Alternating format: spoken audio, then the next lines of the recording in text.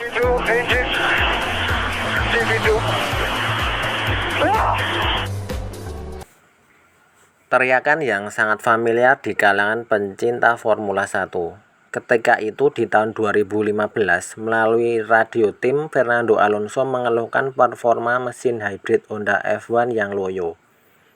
Di depan publik Jepang yang notabene adalah negara asal pabrikan Honda, pembalap Spanyol itu menyamakan mesin Honda dengan mesin GP2 engine yang kelasnya lebih rendah dari mesin Formula 1.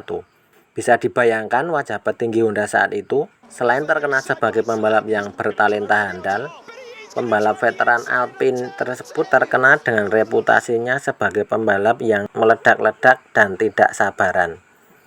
Sifat itu kerap memusingkan tim yang menaunginya. Di tahun 2023 ini, Fernando Alonso membalap untuk Aston Martin. Akankah Aston Martin berhasil menjinakkan sang matador?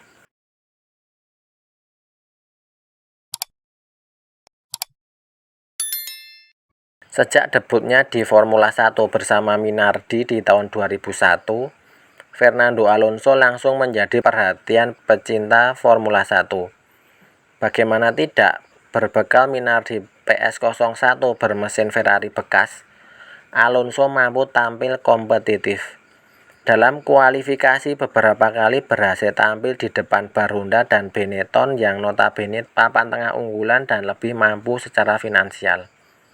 Di Minardi, sifat ambisius Alonso langsung terlihat.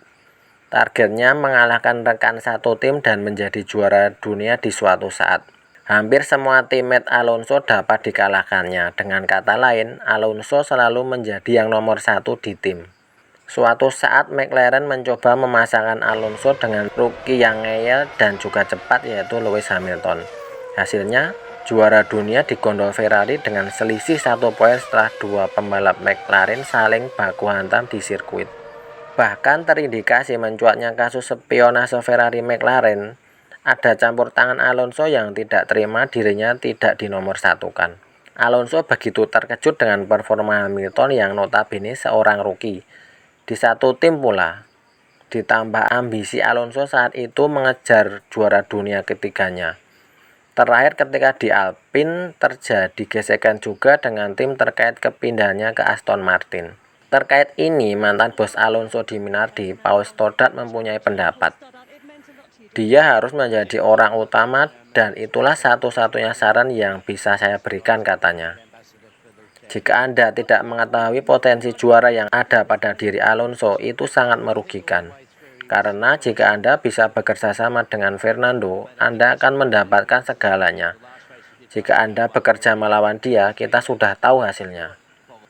Aston Martin punya strategi untuk mengatasi kepribadian rumit pembalap anyarnya Fernando Alonso. Untuk itu, Aston Martin menggait mantan driver Formula 1 asal Spanyol Pedro de la Rosa. Bagi sesama Spaniard dan pernah bekerja bersama Alonso di McLaren dan Ferrari, tentu sangat mengenal karakternya. Sebutnya bahasa Inggris yang bukan sebagai bahasa ibu Alonso menjadikan Alonso terkesan kasar ketika menjelaskan sesuatu tentang mobil.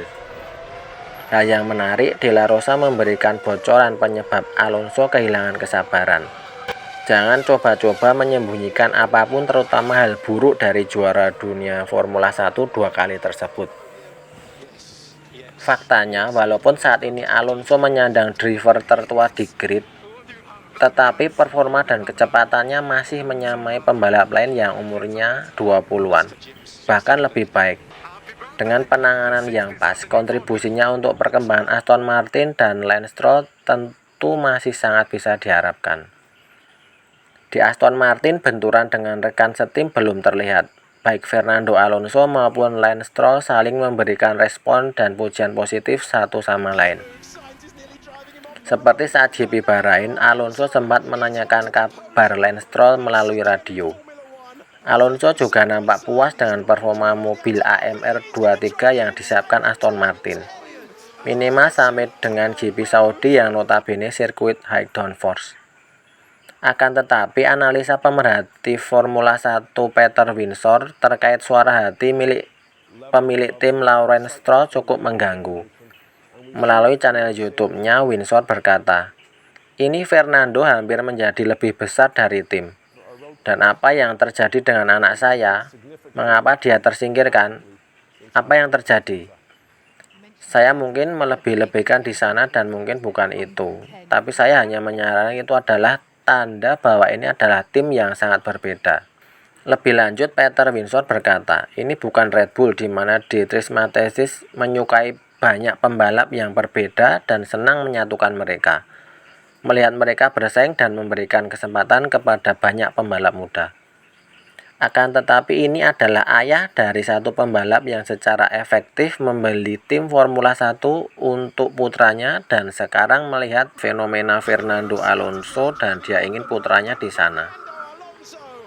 Kalau ini benar yang dirasakan oleh Lawrence Stroll dan diterapkan ke Aston Martin, tentu akan ada reaksi balik dari Alonso seperti yang sudah dikatakan Stodart di depan.